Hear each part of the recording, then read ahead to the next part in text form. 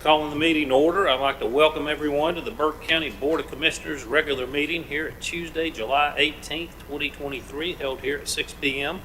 I appreciate the good crowd here tonight, fighting the heat and the smoke. Madam Clerk, at this point I'll do roll call. Commissioner Smith is in attendance. Commissioner Burns is in attendance. Vice Chair Britton is on a mission trip with his church, doing good work, so he will not attend tonight. Commissioner Carswell did attend, which is pretty amazing. He'll tell you why in just a second. And our County Finance Officer, Margaret Pierce, is at CE today.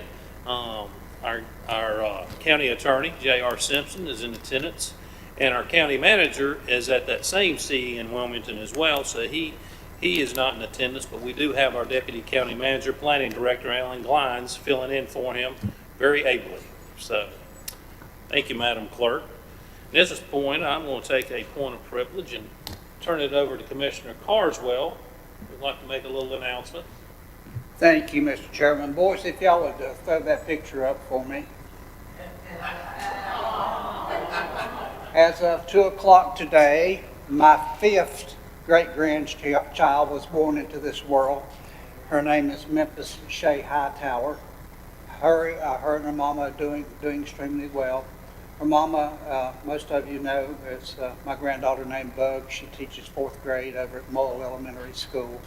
Just graduated from Appalachian State College last year. So, obviously, one more proud great-grandpa. So, I just wanted to introduce her to the world and to you folks that are here tonight.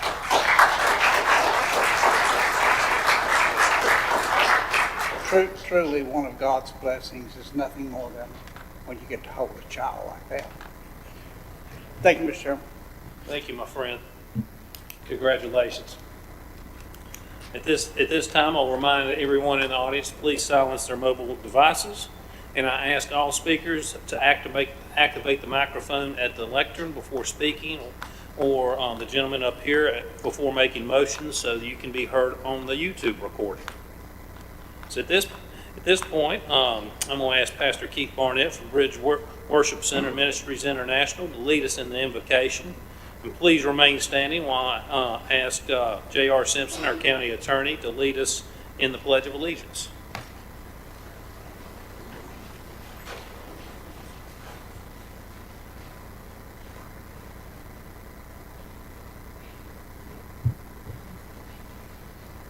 Lord, we just thank you today, Lord, for your blessings and your goodness and your grace. Lord, we come to you tonight, and we just want to give thanks for the good things. We want to give you the thanks for the perfect things, for a healthy child, for a healthy, blessed life as well. And Lord, tonight we want to just ask you for the forgiveness of sins, for the many things of the past that, Lord, we thank you that you've done and you've forgiven us. As we come humble to you tonight, we ask you to encourage and to give strength to the mindsets and to the decisions being made that, Lord, as we go forth, that we know that we're doing it in your will. They're doing it in your strength and in your encouragement, that, Lord, when they know that they can't stand on anything else, that they can stand on your word. And Lord, that you would give them direction and you would give them the provision for the vision. Lord, you would be able to give them an insight beyond what they see into what it can be, for the goodness of the people, the goodness of the community, for the blessed town and the county.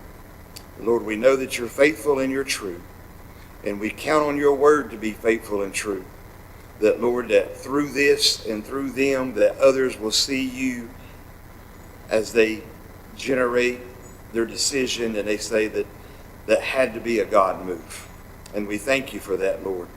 And we pray over them, and we ask you to bless over the city, the leaders, the law, the first responders, all that is part of this, God. We ask you to continue to have your hand over it in the mighty name of Jesus. Amen. Amen. Thank you, Pastor. Please join me in the pledge of the flag. I pledge allegiance to the flag of the United States of America and to the republic for which it stands, one nation, under God, indivisible, with liberty and justice for all.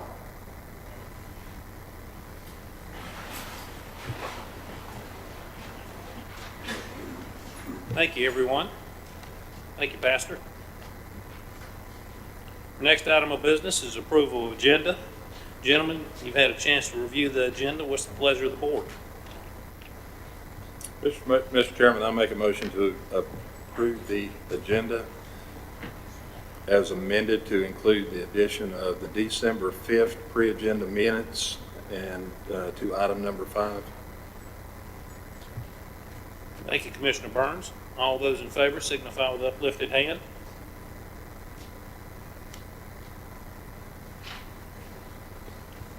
Got it? There we go.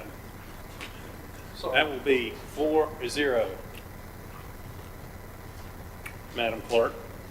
Next item is approval of minutes for November 15th, 2022, Board of Commissioners regular meeting, December 5th, 2022, Board of Commissioners organizational meeting, and December 5th, 2022, Board of Commissioners pre-agenda meeting. What's the pleasure of the board?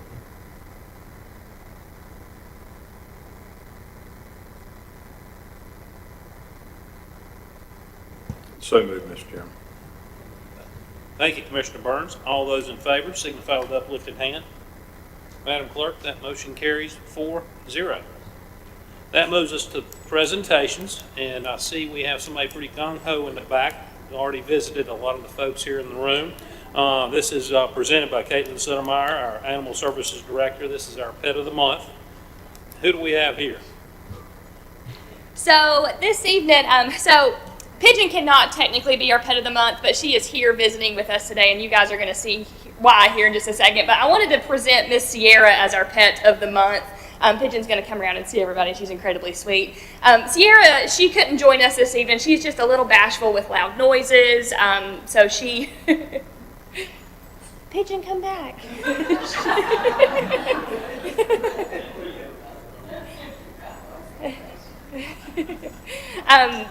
Sierra, she's just a little bashful with loud noises, so we didn't think she would do great in an environment like this, but she is working through those, so she is going to be ready to make someone a wonderful family pet. She's a young dog. She's about 2 years old, so if you're interested in adopting her, she is a little lab mix, and she does great with other dogs. She would love a family with kids, other dogs. She loves to go for hikes, but please do not take her to fireworks. That will devastate her. And we also have our Cat of the Month. This is Mr. Boots. Boots came in and he had a wound to one of his back legs that was treated, and he's healed up nicely, but that's one of the reasons why we called him Boots, because his leg was very swollen. It looked like he was wearing a pair of boots. But he's very sweet, so if anybody's looking to adopt a loving cat, he would definitely be a good fit for your family. I do want to let you guys know we do have a few events coming up at Animal Services. We have Read to a Dog, and this is so much fun. I even get in on the fun. It's great to see our kids out there reading to the dogs in our shelter. The adults get in on the fun. I think we have more adults attend this than we do children, even though it is geared for children. But anybody's welcome to come and join us. We have a lot of fun doing this with the library. And we also have our next adoption event at Hillman Brewing. That's going to be on our next slide. That's going to be from 12 to 3 on August 6th, so we're going to have some dogs down there available for adoption. So you guys come down, hang out with us. It'll be a lot of fun. The reason we brought Pigeon here this evening, which we'll start this video here in just a second, we had an animal cruelty case that was investigated back in March, and I don't know if you guys have got a chance to watch this video or not, but there were 4 dogs involved in this. Pigeon, whenever they got to the property, we didn't know that she was going to make it. If we probably would have waited 2 or 3 hours longer, we don't think Pigeon would be with us. And just full disclosure, every time I watch this video, I cry, so you guys bear with me, and we're going to present this to you guys so you guys can see her journey to where she is today.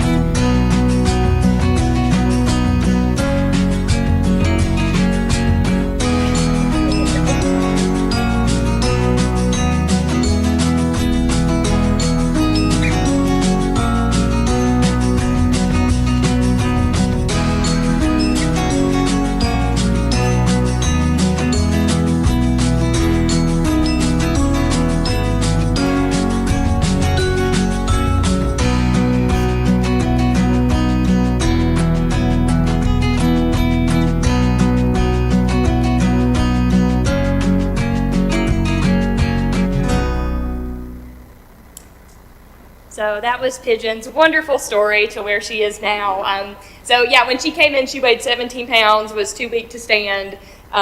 With a lot of good nutrition and support. I think we stayed with Dr. Jenny until almost midnight that night trying to get this dog where she needed to be. And she's up to over 33 pounds now. So we're very happy with her progress and very happy she found a family. As always, there is some information on how to contact us if anybody's interested in fostering. Fostering saves lives, obviously, so we could always use fosters. Any adoptions, you guys are more than welcome to come down. We're open till 7 o'clock this evening. We currently have 22 dogs and 41 cats in our shelter, so we are packed out and we have a lot of great animals looking for new homes. Gentlemen, questions, comments? Can you repeat the number of how many dogs and cats? Yes, we currently have 22 dogs and 41 cats. It was a great video, and obviously found a great home. Looks like he's having a better time than I've been. So I know, I this want to summer live on a lake with a vacation's boat. looking pretty good. Yeah. Fantastic work. Anything else, gentlemen? Thanks. Well, then I'll recognize Sierra and Boots as Pets of the Month, and congratulate you on Pigeon, who's welcomed everybody in the room. And I'd encourage everyone to foster or adopt, and I also encourage spaying and neutering of your pets, please. That'll bring us to item number 2, employee recognition. This will be presented by Caitlin again. Yes, whenever I start this, I want to go ahead and welcome Miss Shannon Morrow up to stand with me. She's going to try to hide back there. We're animal people, so we're introverted by nature. So this is Shannon. She is a part-time member of Animal Services, and she serves as an animal care technician with Animal Services. We wanted to recognize her this evening because she has went above and beyond the call of duty, and we are really proud of this achievement that she has done. So she received a perfect score on her Shelter Behavior Affiliate application and is now a credentialed member of the International Association of Animal Behavior Consultants. The International Association of Animal Behavior Consultants, otherwise known as IAABC, operates globally with members in over 70 countries. They support the professional practice of animal training and behavior consulting and work with other organizations and governments to codify the standards of practice of animal training, promote animal training as a recognized profession, and to support industry regulation that forwards the humane practice of animal training. The IAABC also offers internationally recognized credentials in animal training and behavior consulting across a range of animal species and professional specialties. Ms. Morrow has invested many hours and her own money into her training and behavior career. The most recent program she has completed is shelter-oriented and will provide our organization with a new dimension and a mark that we've been missing. Ms. Morrow received a $600 scholarship for a 13-week program and invested 5 to 6 hours weekly in homework, in addition to completing skills videos and multi-week mentorship with a course trainer. The certification will allow Animal Services to tailor behavioral plans to increase adoptability, enhance the shelter's enrichment programs, offer support programs to the public and alumni adopters, staff education, and to reduce the average length of stay for animals. We hope that you would join us in recognizing Ms. Shannon Morrow on this prestigious accomplishment.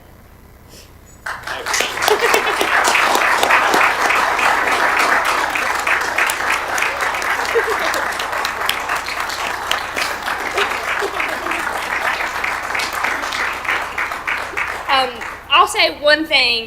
The other day, I was walking to the back to go do something back there in the shelter, and I saw Shannon out with a little dog, and there was a box, and she taught this dog to be a circus dog, and this dog, in a matter of 5 minutes, was learning to pose on this little box, so it was absolutely incredible to watch, and that's just a source of enrichment for our shelter, so we're really happy she's a part of our team. You care to say Well, sure, yeah. So I would just like to say thank you to the county and the commissioners for supporting us in our mission in moving these dogs and cats who are in crisis into a better situation. Just like Pigeon, that's what we do.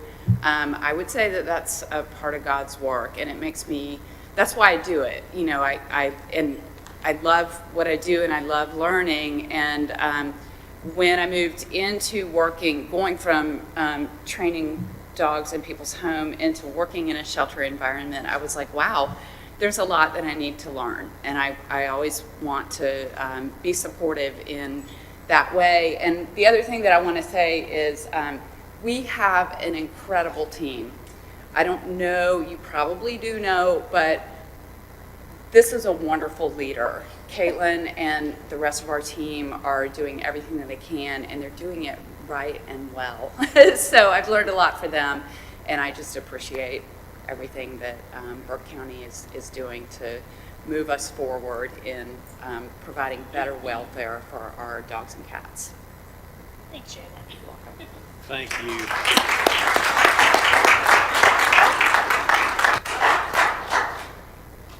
Gentlemen, questions, comments? Caitlin, I gotta ask, how did that dog get a name like Pigeon? I cannot remember. There was a theme that we were going with all of the dogs. I think it may have been Lady and the Tramp. Is that a dog on Lady and the Tramp? Maybe I don't know my movies very well. But Dr. Jenny named the dog. I don't know. But her new name is Polly. Thank you, Mr. Chairman. Mr. Chairman, if you'll remember, it wasn't that many years ago that we sat here, Caitlin, if you'll remember. We were in a very low place. We murdered a lot of animals in this county by no fault of this board, but by the fault of a lot of people that had no vision whatsoever and didn't understand what was going on. And many times that people don't agree with the things that we do, but I set my mind, Scott, if you'll remember, to make our Animal Services Department the #1 department in North Carolina. And the only way we could do that was to hire somebody that had love in her heart, that you do, Caitlin. That love in your heart has brought this Animal Services Center, along with Kay.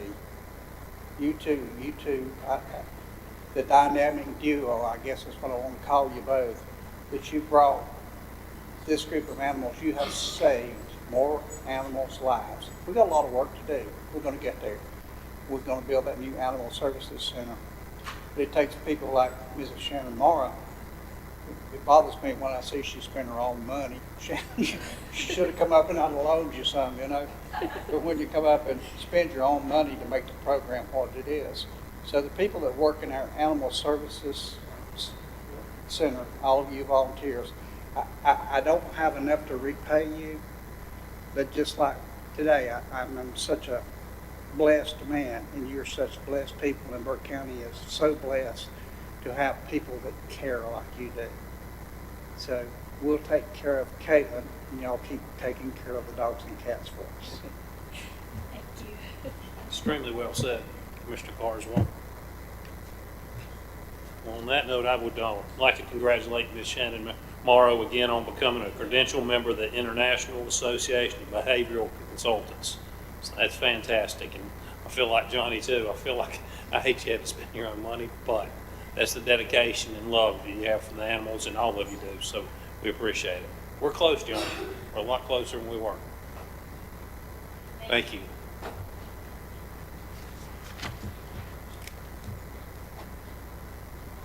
All right, more good news. Item number 3, recognition of volunteer cleanup of Wilson Creek. I'm gonna call my good friend Andrew Coda from Foothills Conservancy up, put him on the spot.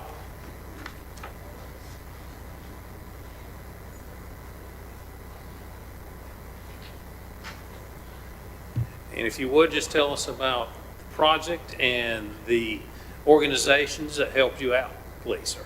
Yeah, absolutely. Thank you very much, Chairman. Oh, yes, the red light. Is the red light on, okay? Is that on? Okay, there.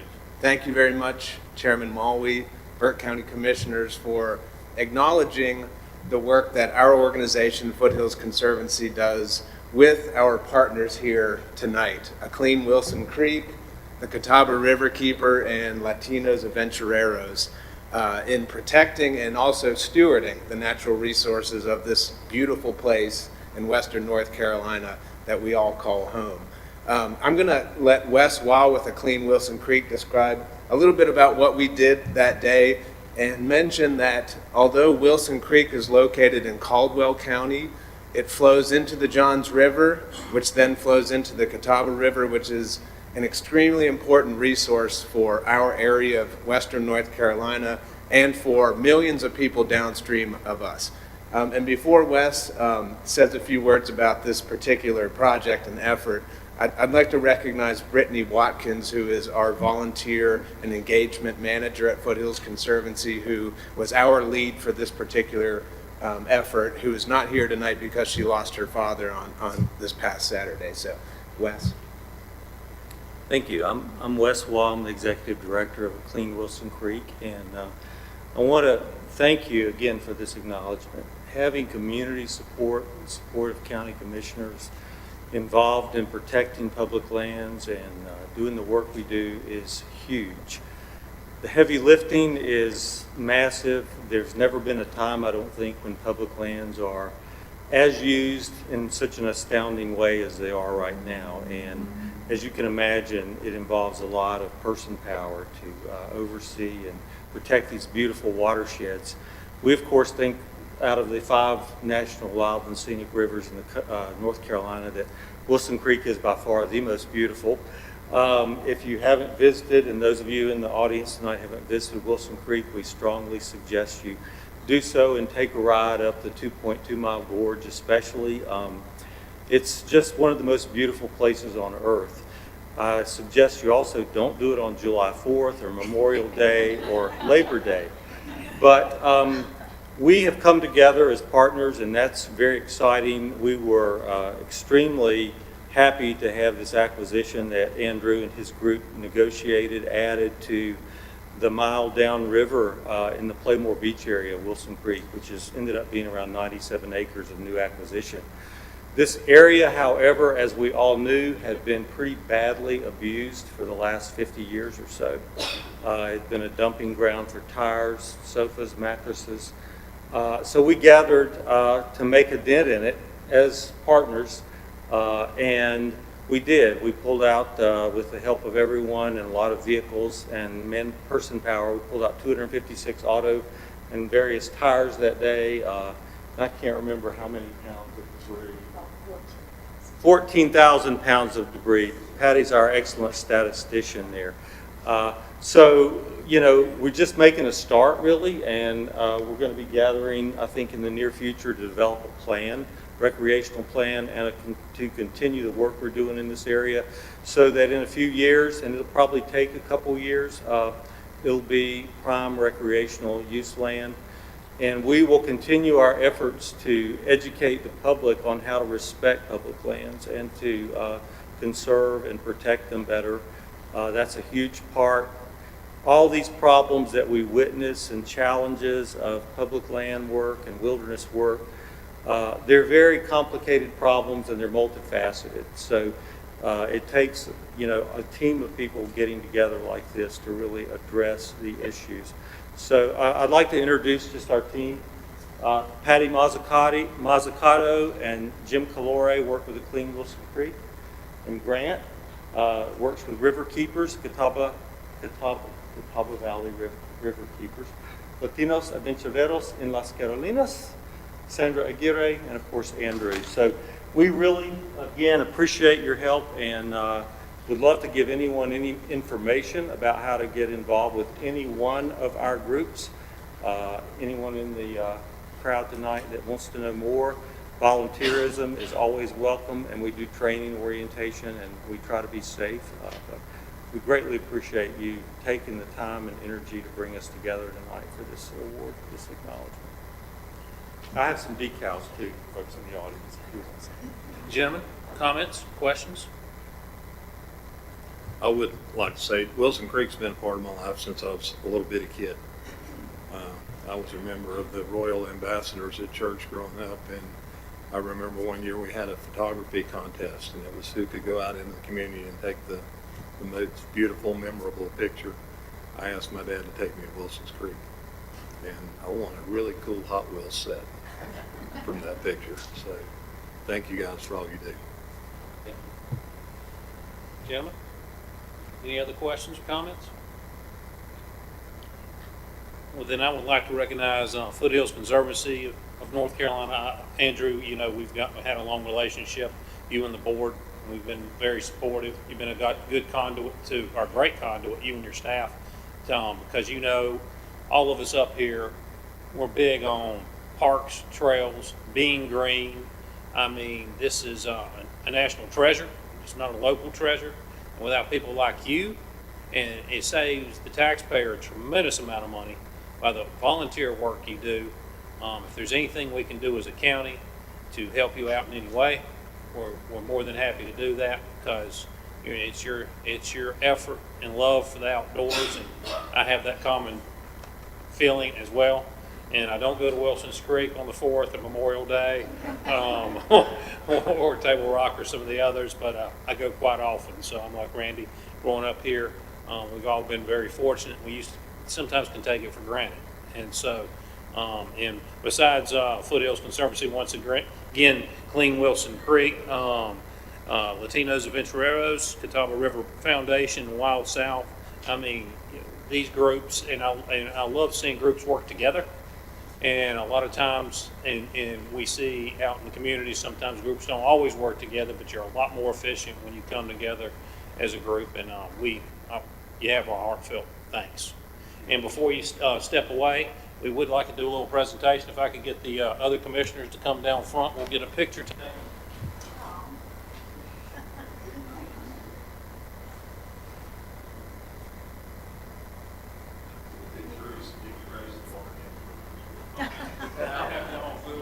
Here in the center. Be on the side of it. Close it.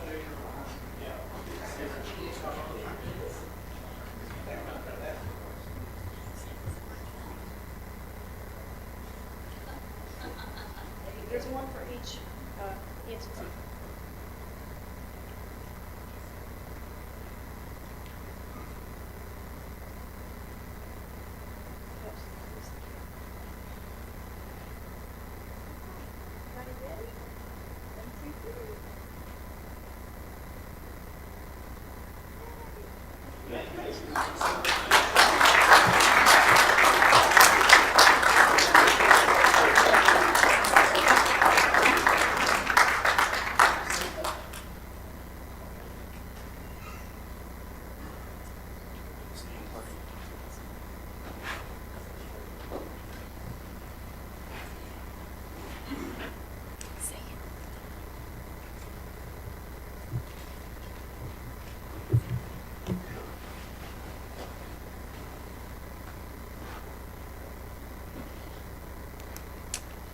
So that'll bring us to item number 4, cooperative extension and 4-H updates. This will be presented by Spring Williams Bird, our cooperative extension director.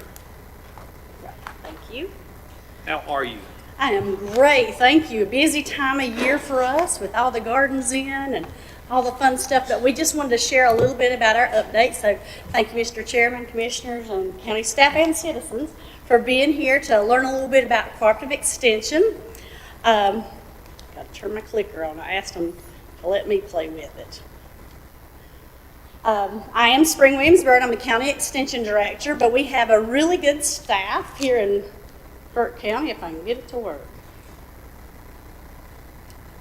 Well, I promise it was working a while ago. There we go. Okay, we actually, here in Burke County, we have 18 field agents that actually serve Burke County.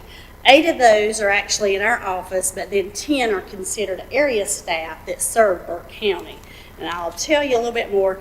Across the state, though, we have over 1,000 agents. We do have a county office in every county in North Carolina. So we depend on a lot of other counties. So if somebody's on vacation or something and somebody has a question about their cattle, if our livestock agent happens to be out of town, we can give a call to another county or find that specialist on staff somewhere else in Raleigh or somewhere like that. So we do have this big group that it could actually be our local experts to help you with local solutions. So to who we are in the Burke County office, we have ag agents. We have Damon Pollard is our livestock, forestry, and field crops agent. Taylor Campbell is our horticulture agent, our consumer horticulture agent. Then for foods and nutrition, we have Brandy Silver as our family and consumer science agent. Working with developing the leaders of tomorrow with our 4-H agent is Nikki Carpenter. And then we also have Tracy Hall as a 4-H program assistant working with our Empowering Youth and Families program. And then you'll see myself listed there as the community and rural development, and I also do the administration. And then we have a great support staff team of Glenda Burgess and Dawn Snyder. And so those are our 8 that actually are here in Burke County that you can meet us at any time, and we'll work with you. One of the biggest things people want to know is, where does your funding come from in Cooperative Extension? Well, our primary funding comes from NC State University. When we say we're state and county, it's not state government, it's NC State University. We are actually through the university and in the higher education budget. So that's where we get a lot of our salaries, benefits, our travel, and that's where our research and information comes from. So anything that we're helping citizens with, it has to be research-based, and so it comes from the universities. And then, of course, the county government funding. Those 2 are our top priorities, and you help with our salaries and benefits, our operational costs, and of course our physical space and our beautiful building that anybody is welcome to come see the beautiful views of all the mountains up through there. And then we also have a lot of alternative funding. We get grants, donations from different groups, some organizations like Farm Bureau, different ones support different projects we do. But one of the most important is our volunteers. We have lots of volunteers through all of our program areas, and so their time, as you know, equals a lot of resources that we probably save through funding. So I gave you all a Rubik's Cube. So our theme is we are here to help solve problems this year. And we're here every year, but that's our theme this year. So I just wanted to hit a couple highlights of what are some of the ways we've solved problems. So since January in agriculture, for example, Damon Pollard, our livestock agent, he actually worked with a local producer that was having trouble. And I'm not going to read this whole slide because I know y'all probably already seen it, but was trying to figure out what was happening. His cattle were dying. And so they found out it was grass tetany. But he had started a mineral purchasing program. We've been doing that program for about 3 years and working with producers. And so that was able to help him identify what he could do, and he started purchasing through our mineral purchasing program. And overall, in the past 3 years, we've been able to save producers over $10,000 by doing that, because we're cutting out the middleman of getting those minerals straight to the cattle producers. In horticulture, another example is our new horticulture agent. She was going out to some of the farms and just seeing what they needed, and we had 2 new farmers that just moved to the area and wanted to start a cut flower farm, and they said we're telling her that they were getting ready to put all their seed in the ground. She said, no, you've just moved to Morganton. I'm telling you, you don't need to do that. They're going to be hit by frost. So they actually heeded her advice and did not plant till after she had mentioned, and we're able to actually have flowers at the farmer's market now. So you can go check those out. That last week or so, they've had over 30 beautiful bouquets that you could go buy, but they're still coming in strong. So go visit them at the flowers at the farmer's market. She also, one thing that she had mentioned was getting soil sampling, and I did want to mention that. We offer the soil sampling kits, that any citizen can come and get the soil sampling kits. If you don't know why you've got brown patches in your yard, or why something's not growing in your garden, we can send out for a soil sample, and we can tell you what to add to your garden without just going and buying a bunch of fertilizer or lime. Next is our family consumer science agent. One of the things that we found that was missing here in Burke County was from Extension, is working with our aging population. So she has actually stepped up and been offering a lot of programs at the senior center and working with them. And this little success story, I guess, is the air fryers. Lots of people got air fryers at Christmas and things like that and didn't know how to use them, especially our elderly. And so she did a class on how to use your air fryer. So that has been our biggest hit. They loved it, and so they're eating healthier and they know how to use that appliance now. 4-H, it's hard to pick one because they're so varied in what they do, but since we have some guests with us tonight, I'm just hitting on our one that we do with the schools. We do school enrichment, and this year we offered our 4-H embryology, which is very popular. We do it every year with our life cycles. But this year we had over 33 classrooms participate. And not only did it go into the public schools, but we also had J. Iverson Riddle, the School for the Deaf, who else? North Liberty, and several private schools actually brought this curriculum into their classrooms. They hatched quails, chicks, and butterflies, and got to see all that and learn about the life cycles. Some of the additional programs that we have is our Empowering Youth and Families that I mentioned that you'll hear a little bit more about in a minute. Our Steps to Health is nutrition education. And then we do lots of community projects like the fairs. We work with both of the county agricultural fair, well, the county one and the Drexel Community Fair, and lots of different community things that we're out there with festivals. But we also have, as I mentioned earlier, the 10 area agents. And they're in everything from commercial horticulture to water quality. And our commercial producers, they've worked with several of the vineyards around here, our orchards, and even the greenhouses and the nurseries. But most recently, I've been working with the water quality agent, actually came here to our county and has been working with the Industrial Commons Project. We've got them involved in that. So at this time, I'm going to ask two of our youth to come up. One of the things I mentioned earlier is volunteers are important to us. Funding, but also as a big resource. And within 4-H, we focus a lot, y'all want to come on up? We focus a lot on leadership and citizenship. And so we brought two of them with us tonight to let them share a little bit of what they're doing or what their programs are. And first I'm going to have Miss Emily. Hello, my name is Emily Hall. Empowering Youth and Families is a fantastic family 4-H program. It is designed to ultimately prevent substance misuse before it begins, through knowledge and healthy behavior.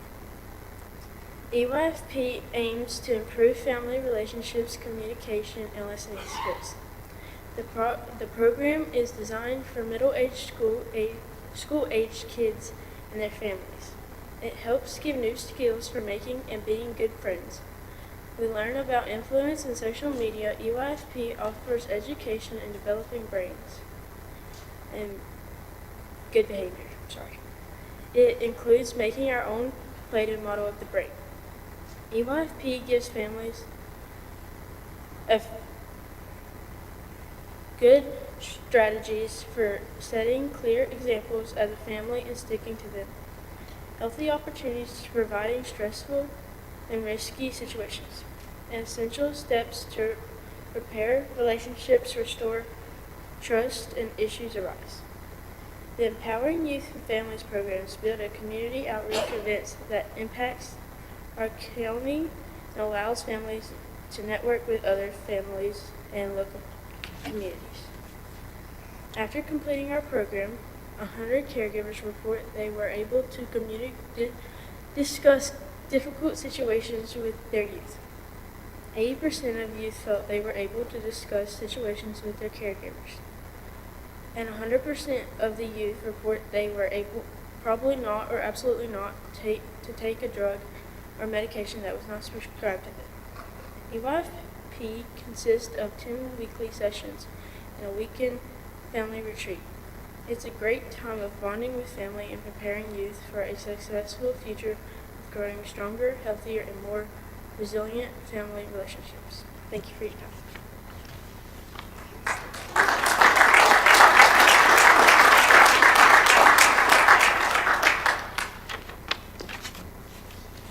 Good evening.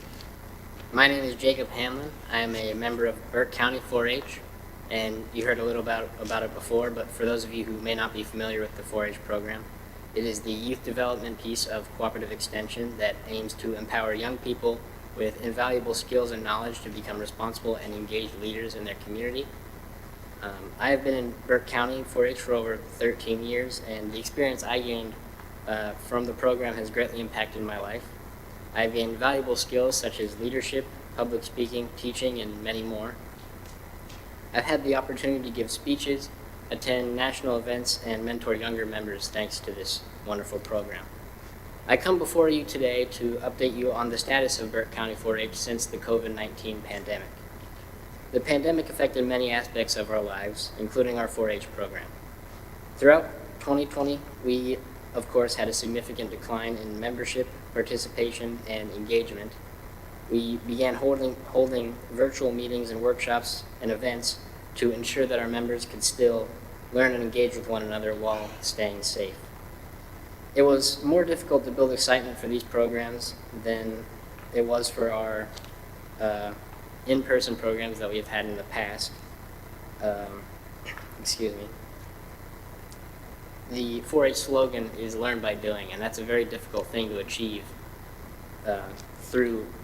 it's very difficult to achieve the hands-on learning and experience through Zoom meetings. To overcome this, we began making grab-and-go kits and Discover 4-H boxes to continue providing youth with a hands-on learning component through Zoom.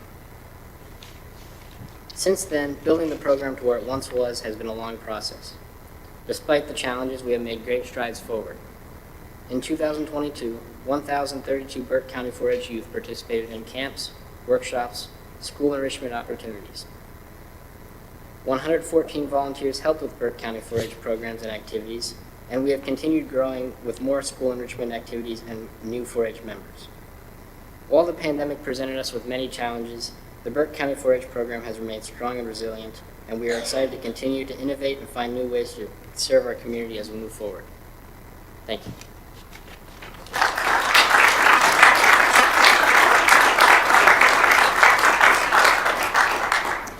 So both of these 4-Hers are planning to participate in the Youth Voice Conference that's coming up in August, which is also your state commissioners meeting.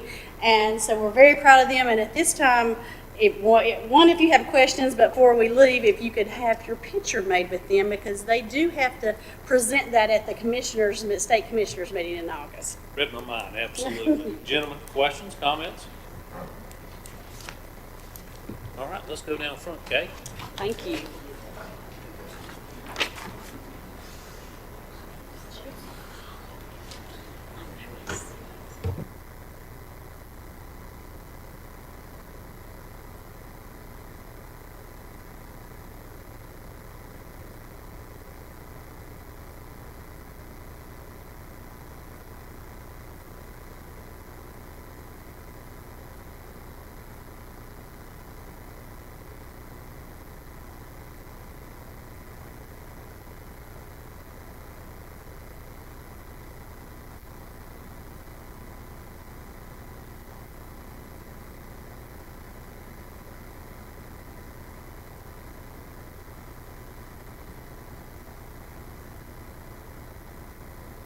As they're coming up, I'll just mention, these are some of our other 4-Hers that are participating in the team program.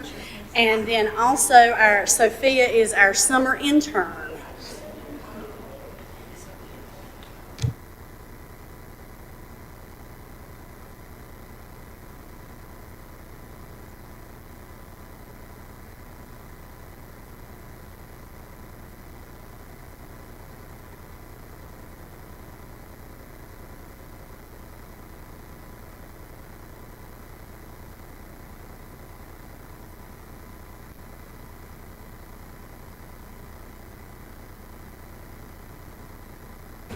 Mr. Chairman, if I might say one thing.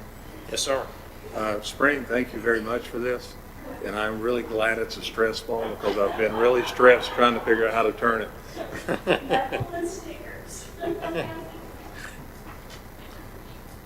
Thank you. Gentlemen, what's the pleasure of the board? I make a motion, we accept the reports as presented. Thank you, Commissioner Smith. All those in favor signify with uplifted hand. That's 4-0, Madam Clerk.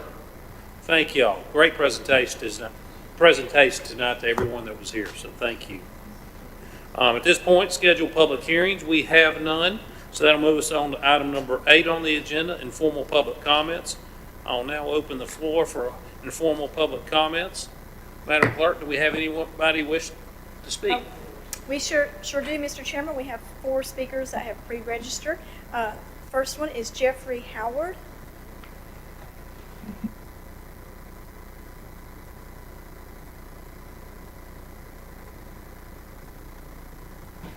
There we go. Thank you. Jeffrey Howard. I live up NC 181, just past Oak Hill Elementary. It's a pleasure to be in front of so many familiar faces and friends, and I appreciate the board for your time, your service, and dedication to our community. I'm actually here as someone who's involved with Burke Coalition for Reconciliation, a name you should all be familiar with by now. And those of you who don't know, we are working regularly, meeting regularly to help heal the racial divisions and continual injustices that persist in our community. And that includes a white supremacist symbol in downtown Morganton, which is the Confederate Monument. And through the past few years, there have been many people who have come and spoken here. There's not much more I can add to their leadership and heart for justice. Tonight we had some 40 or 50 of us meeting to read and talk about the Reverend Martin Luther King Jr.'s letter from a Birmingham jail, which I recommend each of you read if you haven't already. There's just one piece of that I want to share with you. And there's a point, this letter, Reverend King is bemoaning the obstacles to justice. And he says he almost agrees that the conclusion is, it is not the KKK, it is not the outward white supremacists who are the greatest obstacle to justice. It is the white moderates, as he says. And that is those of us who accept the status quo, who maybe are not affected by the injustices, who don't have to see a statue telling them they are less. So I hope that you will continue to take this into your hearts and hope that you will become the leaders we need you to be to help create a more equitable county. Thank you. Thank you, Mr. Howard. Madam Clerk. Gwen Veazey.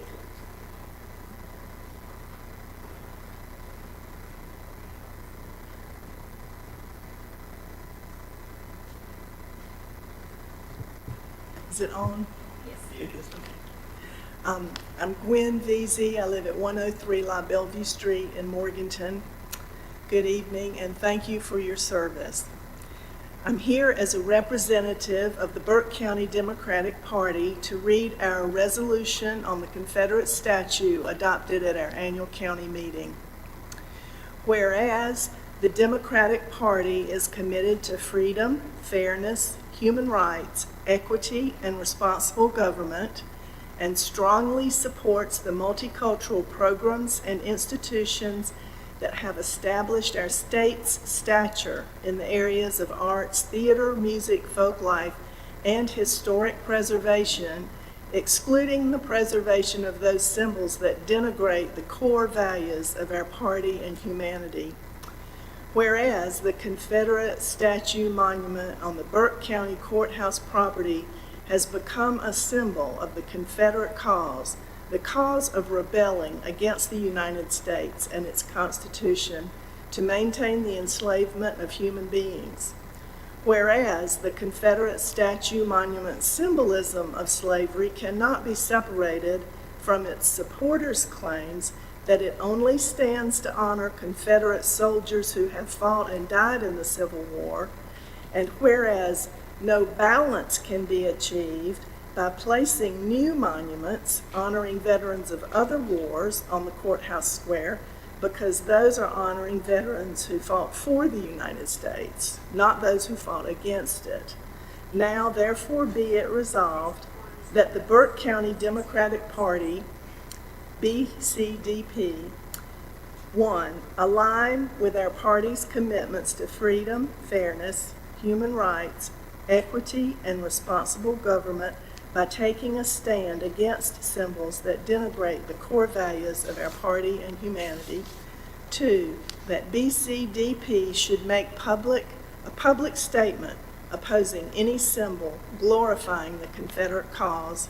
3, that BCDP recognizes that memorializing Confederate soldiers does not need to be on public courthouse property, which represents all the people of the county, some with enslaved ancestors.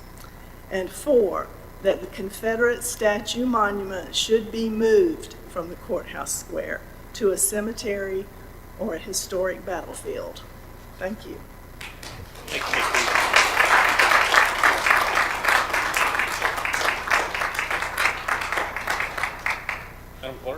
Jean Gooch.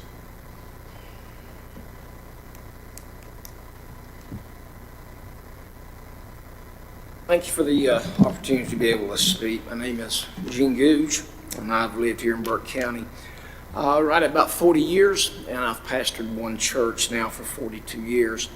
And my purpose and my reason for being here is a little bit different than what I've already heard. My purpose is not to remove history, and it's not to clean up Wilson Creek, even though I'm 100% for that as a boy running around up and down the creek. It's not even to save the animals, even though I love animals. I'm an animal lover. But my purpose here is to save our children. Our children. Our children are being groomed. And sometimes by pure evil. And sometimes good people have absolutely no idea the danger and the damage that is being done. I saw the picture of your great-grandson, great-granddaughter.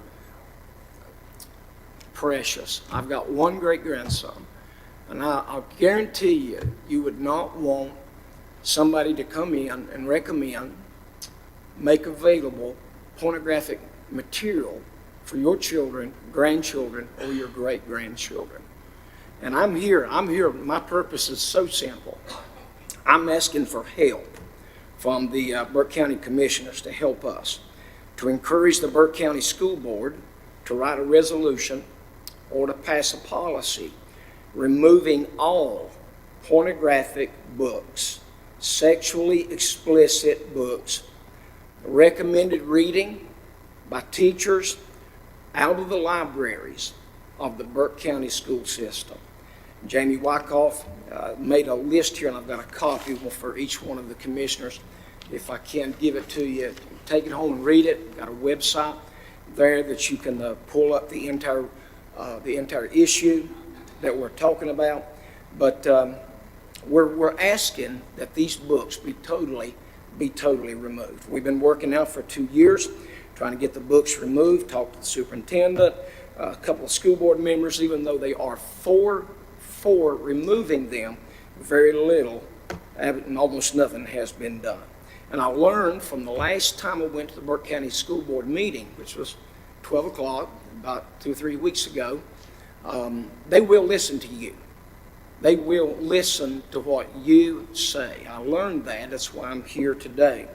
If you tell them and encourage them to pass a policy or a resolution to totally get rid of pornographic, any sexually explicit book in the library or the classes, and if they do not deal with the situation, then you have the right to withdraw funding.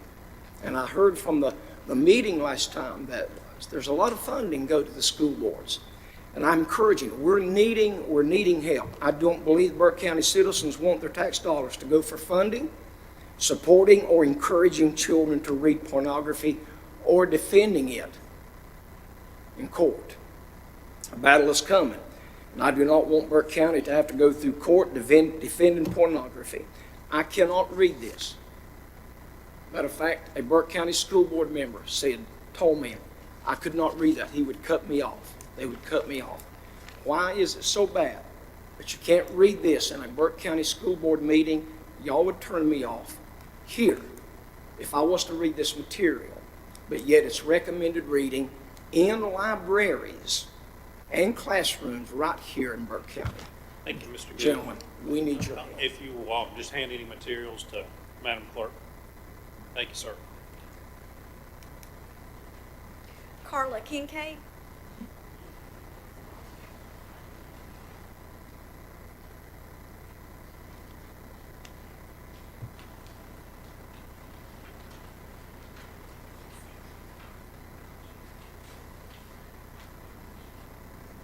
Good evening, Carla Kincaid. I live at 1276 NC Highway 126 in Morganton, the good community of Oak Hill.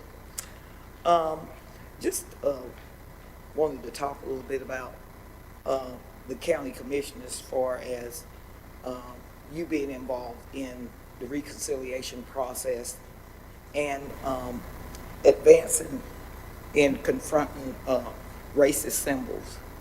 So to truly advance the racial equity as far as Burke County leaders is concerned, I just had a few points to make. I'm not sure how much training you guys go through as far as diversity training throughout your careers as county commissioners. But I know that on January the 6th, which we can all remember, of the insurrection that breached the U.S. Capitol, we really gasped at that sight of a man swinging a Confederate flag outside the Senate floor, an act that the Confederate soldiers couldn't even do during the Civil War. We still got a lot of challenges as a community, as a state, as a nation, and we sit up under the symbol "In God We Trust," and we can go all the way back as a people and read and remember some of the things that we've learned as a segregated school, and as we read and continue to study our history, how the Bible was used. And as we are in our churches each Sunday, I know a lot of people have made some comments and little jokes about how religious we are, how spiritual we feel. Well, those things don't go away as they're passed down through generations and generations. And yes, we have a Confederate statue. It's not that it's where they are and where they were built after slavery, and we've heard that was ended. They were built on courthouse squares, and it was built on the courthouse square by the Daughters of Confederacy with the push of it. We all know that story, and some of us do and some of us don't. Maybe those that are listening, and some of them, these people that are here today. But we know that those statues that were built on the courthouse square was more significant because it was to intimidate. It wasn't for heritage. And that's why we push forward on this. And like I've said in the past, it doesn't matter whether they come down or not. It's not our jurisdiction. We know that in God we trust it. That's who we trust, because that's who's eventually going to carry them down one way or another. But I'm going to continue to stand. I'll continue to stand. I'll continue to work in the community. It's not the only thing I do. That's not all that I do is get up here about this. I'm working in the community as well and other things in reference to, for reconciliation, doing things in the community I think would be good for the youth. And I don't want youth to say later on, why didn't somebody do something about it? Because I've heard that as well in the community. Thank you for your listening ears. Hope one day that, you guys will decide as a county commissioner board to do something about it as a community leaders. Thank you, Ms. Kincaid.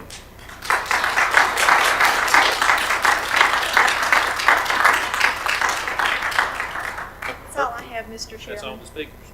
This time I will close the informal public comments.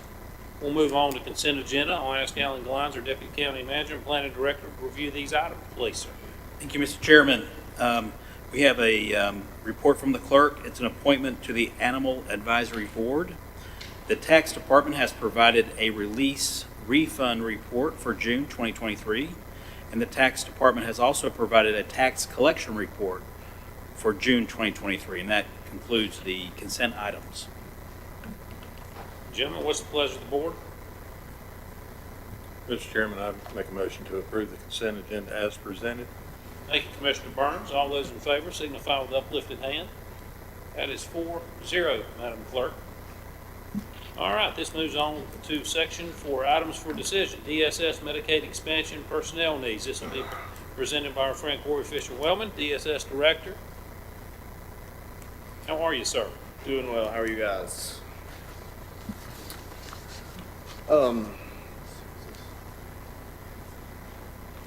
This thing.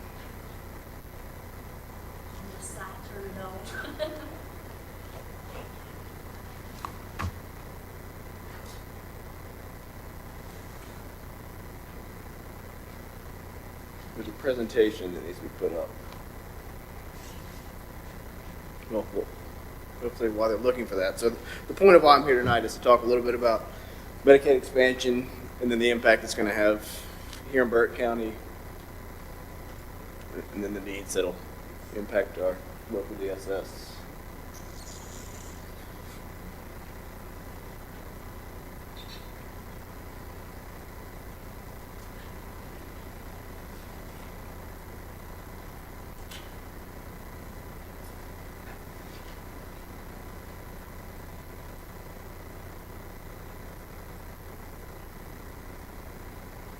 Corey, you're always welcome to talk about that next item. All right. Well, I'll go ahead and get started. Just a little bit of background. Obviously, Medicaid is a federally funded insurance program. Designed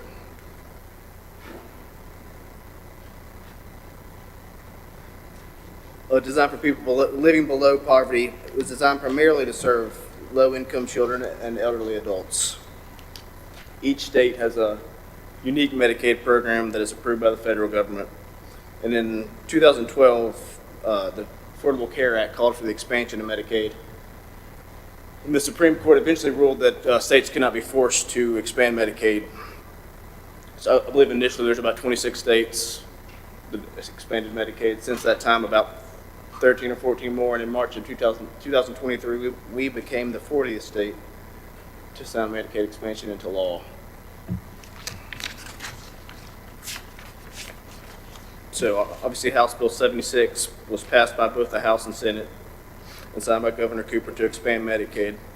In order for that to take place, 2 additional steps have to be taken. The first and most important is the state must pass a budget, and then our Medicare plan must be approved by the federal government.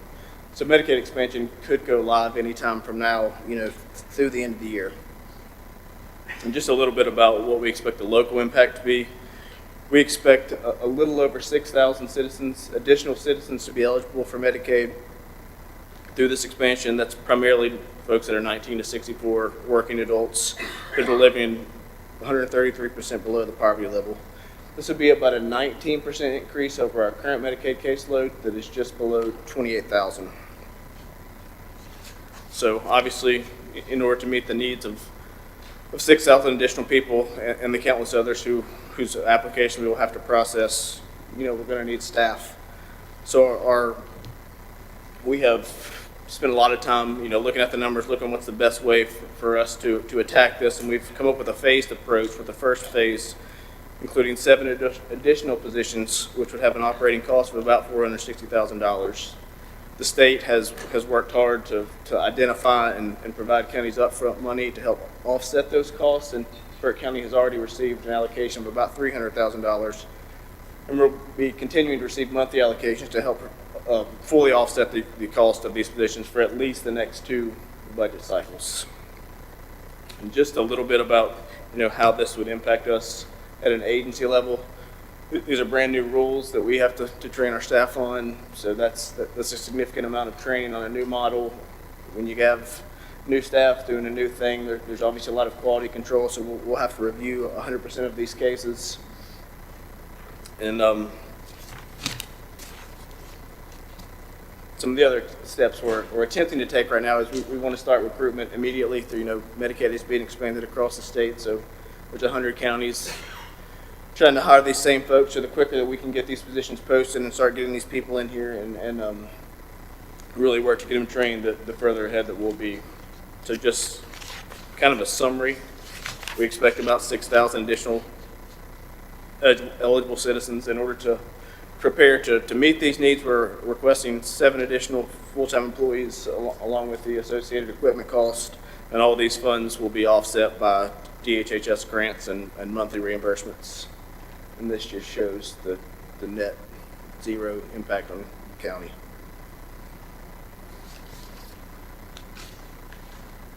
So our request is to add the additional 7 positions and to approve the budget amendment that's included in your packet. Thank you, Corey. Gentlemen, I've had a chance to review this information. May have some questions for Corey. Questions, comments? I want to reiterate for everybody out there that the state is providing the money for these 7 additional positions. There's no impact on the county for at least 2 years. Am I correct? That is correct, and there's expected to be continued there's always a reimbursement rate for Medicaid position, but we expect continued increased reimbursement rates even beyond that 2-year period. And the state is requiring this. We're an extension of the state, so we really don't have a lot of choice in the matter either, do we? We are required to establish eligibility in the Thank you, sir. mandated timeframes. Thank you, sir. Pretty common occurrence from the state. That is, as extensions of the state, we often, in every department's affected this way. We don't have a lot of choice when they say, do it. Well, we can't say no. And so we have to staff appropriately, obviously, for 6,000 new folks. And having 7 is pretty amazing. You won't be able to juggle with that. Randy, I think you may have a question. Yeah, how confident are you that these 7 people are out there? I'm fairly confident. I think, a lot of hard work has been done by you guys to help support us, and our turnover has really leveled off. And I think, I checked today, I think we had posted these positions knowing that they wouldn't be able to be filled until after this if you guys were able to give them to us. But I think we had 8 total positions and 6 of them were these. So I think I'm confident that we can work hard to get these positions filled. I mean, I think it's a challenge, but I'm confident that these folks are out there. Corey, how many open positions do we have in DSS period at this point? I know we've stopped bleeding, but I think 8, 0 in child welfare, which is wow, a miracle, and 8 with 6 of them being related to this. So in your tenure, because you and I've talked for a long time, what's the most openings you've had? Just a ballpark. Oh, definitely in the 20s, maybe over 30 at one point. So attrition rate has gone down remarkably. Absolutely.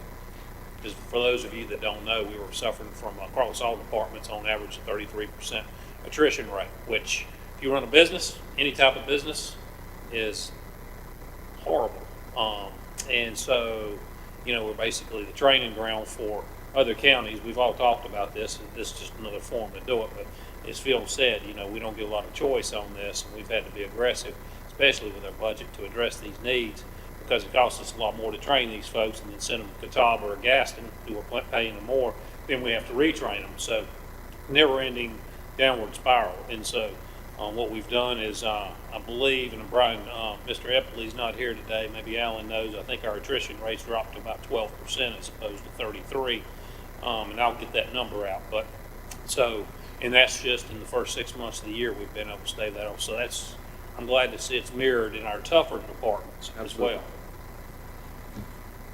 Mr. Carswell, anything? As we're all aware, that Medicaid expansion has been in the General Assembly at their behest for the last several years. A lot finally came down to Senator Berger and his crew deciding that they wanted to move forward with Medicaid expansion, which is nothing but a state mandate for us. We don't have any choice. It comes down to us. An addition of 6,200 more people is tremendous, but we're going to have to make sure that we do not stop pressing the General Assembly in that after 2025 that they need to be the ones paying for these programs. We've paid for the DSS program for the state for way too many years. So I'm okay that we're able to get the money from the state to 2025, but I worry about after 2025. So I hope we continue to work with our current legislators to make sure that as they move forward with new bills in the upcoming General Assembly, that they make sure that Medicaid expansion is paid for by the state instead of the county. We pay our share of it like we should already. That would be my comments. And also, Mr. Chairman, I go ahead and make the motion to approve the addition of 7 new DSS positions, IMS2, IMS3, IMC3, IMC2, 3 times, and a PA4, necessary for the increase in eligible recipients as a result of the expansion of Medicaid and approved budget amendment number 1.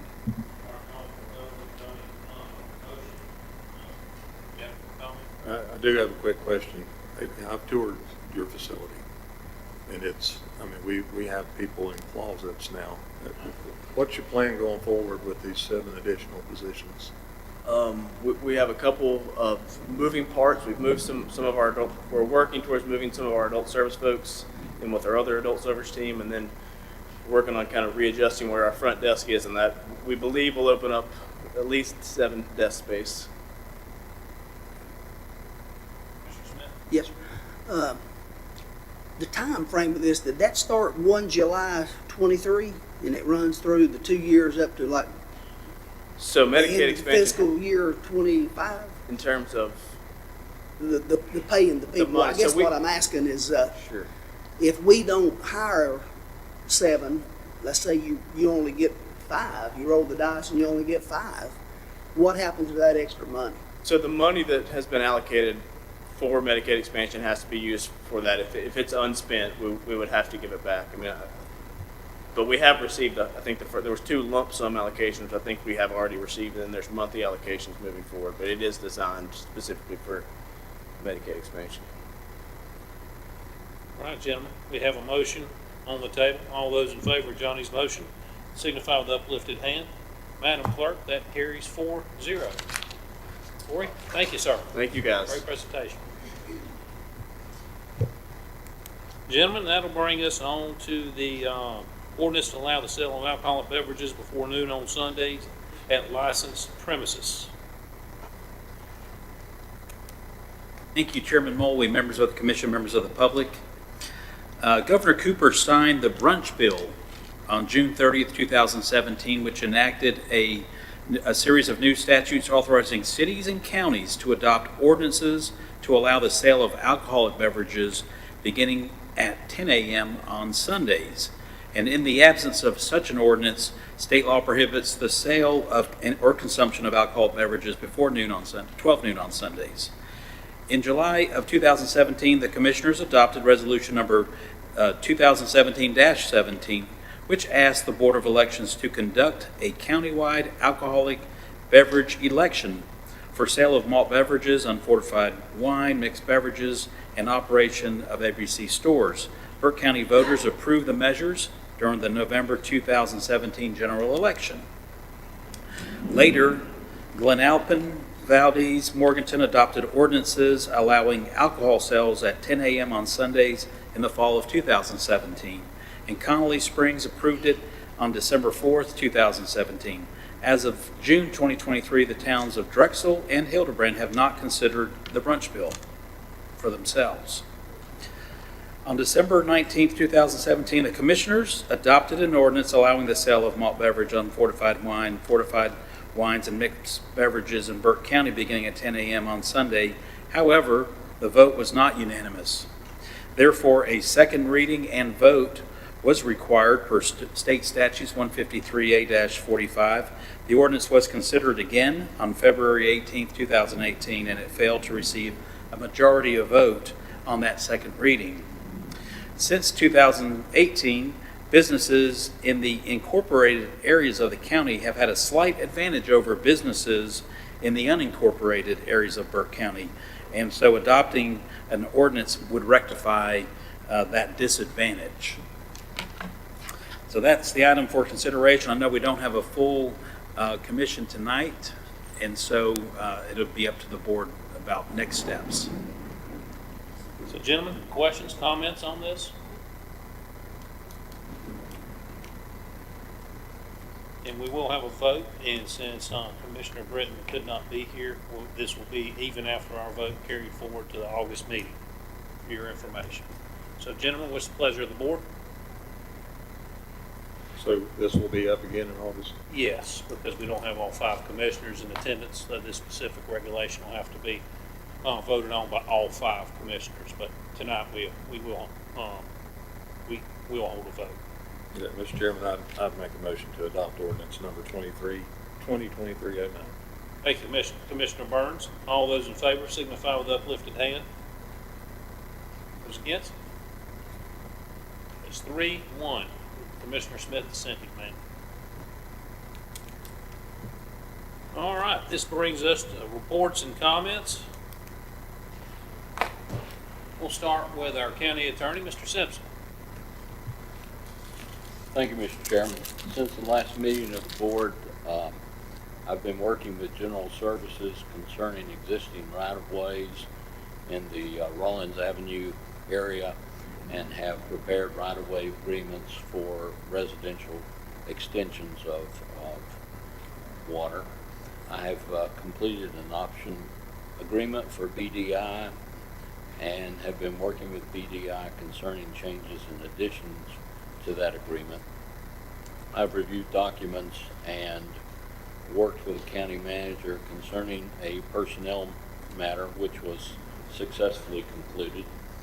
I have reviewed documents, researched, conferenced, and assisted the county manager in issues of a contractor's secured transaction liens and its effect on county property and payments. I prepared and reviewed a subordination agreement for the county to facilitate the refinancing of debt by Unix and AC Morganton LLC. I've worked with the county department concerning a claim of copyright infringement.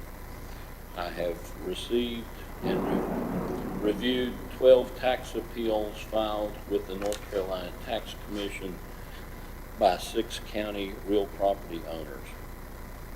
I've attended the county attorney's summer conference in Asheville on July 7th and 8th and have researched the changing of conditions on a deed of gift from the county to a 501c3 and the restrictions concerning that, and have reported back to the commissioners.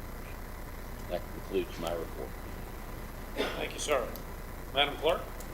Thank you, Mr. Chairman, members of the board. 2 quick things. One, I wanted to give the tax department a shout out for what I thought was an excellent tax collection report for the year ending June 30th, 2023. And I also wanted to let you know that we have been invited to Reason's annual meeting that will be held on July 25th at 6 o'clock at Foothills Higher Education Center. Reason is the spay and neuter folks, and they want to share what all they've done this past year. And that's all I had. Thank you, Madam Clerk. Mr. Lyons? Thank you. No reports at this time. Commissioner Smith? I would like to ask the listeners and the people in the audience if they would have a word of prayer tonight for Reverend Jerry Gamble at Mount Home Baptist Church. The last report I got, he's Jeff's preacher, and mine too, that they had pulled life support. So we're praying for him. We hope that you'll keep him in your prayers. He's about the godliest man I think I've ever met. Very, very good person. Been at Mount Home, a fixture in Burke County for at least 50 years as a pastor at that one church. That's almost unheard of. But please keep Reverend Jerry Gamble in your prayers. We will. Great man. Thank you. Mr. Burns? Yeah, I mentioned in the last meeting in our closing remarks that I was planning to do a ride-along with the Sheriff's Department. I did that. Actually stayed the whole shift this past Friday night, and I rode with Officer Dylan Hudson. And I got to tell you, what I saw, it was emotional. It was a roller coaster all night. I saw kids who got on the phone and called the Sheriff's Department because they were afraid Mom and Dad were going to hurt each other. And watching the interaction between that deputy and those kids that's the thing that brought me back. It was heartwarming. Those guys do a tremendous job out there for us day in and day out. And I just want to personally and publicly thank our law enforcement for what they do. It's a thankless job, and I can't imagine what they and our EMS folks go home and put their heads on their pillows every night and think about. So while you're in prayer tonight, if you'll think about them, I would appreciate it. Well said, Commissioner Burns. I'm glad they didn't put you in the back of the car. I will say they did throw me out one time. Okay. They got a call that they determined I couldn't go on, so I spent a little while at the service station. Just one. Commissioner Carson? I'd like to take a moment to recognize our 911 center last week. The Secretary of 911, State 911, visited our facility, and nothing but just total accolades again for a premier design, strategically run 911 center in the state of North Carolina, and we do appreciate him stopping by, spending several hours, matter of fact, over at the 911 center. So again, just kudos to the staff that's over there. Our 911 vacancies were down again to 2, so we're doing extremely well over there. Have a lot of more mature folks that have been there for a while, training younger folks. We actually have an 18-year-old working over there, so kind of surprised to see that, but she was very excited to have a job, especially at the 911 center. So kudos again for those folks over there. Thank you, Commissioner Clark. This time, I'll remind everyone, a few courtesy reminders. August 1st pre-agenda meeting is canceled. That way, more of our folks can go on vacation. And August 11th and 12th, our 48th annual Walditchen Festival in Valdez will be held. August 18th, Board of Commissioners regular meeting will be here at 6 p.m. August 24th through the 26th, NCACC Annual Conference in Wake County. We have all 5 commissioners attending, Madam Clerk? Yes, sir. Okay, great. I would remind everyone to spay and neuter your pets, foster or adopt a pet from Burke County Animal Services. As we preach, Gary is out in the audience and pick up more trash in one day than 20 people. Cover your loads to the convenience centers and the landfill, please, and don't litter and pick up your trash. So that being said, I'll turn it back over to Madam Clerk for vacancy announcements. Thank you, Mr. Chairman. Just before I get into vacancy announcements, I do have a minor correction. The August meeting is on the 15th and not the 18th. That was my error, and I apologize. Okay. Thank you, Madam Clerk. Vacancy announcements. We have the following opportunities for citizens to be engaged in county boards and committees: the Adult Care and Nursing Home Community Advisory Committee, the City of Morganton Planning Board and Board of Adjustment for the ETJ, Burke Senior Center Advisory Council, East Burke Senior Center Advisory Board, Council on Aging, the Burke County Board of Health, and the Hickory Regional Planning Commission. Thank you, Madam Clerk. And as we always in the meeting, she goes through those. I will remind everyone that want to get involved. And we see a lot of our 4-H folks here. They're starting young and becoming involved at a very early age, which is very promising. But the adults out there as well, they want to become involved. You've seen a lot of people here involved in a lot of organizations to make this county better. And on many presentations today, it makes us proud as commissioners. And hopefully we can get more folks involved out in the community to volunteer their time. I can guarantee you, Madam Clerk, you can put them to work. So at this point, gentlemen, closed session is not needed. And so I will entertain a motion to adjourn. I'll make the motion we adjourn the meeting, Mr. Chairman. Thank you, Commissioner Smith. All those in favor signify with uplifted hand. That is 4-0, Madam Clerk. Thank you.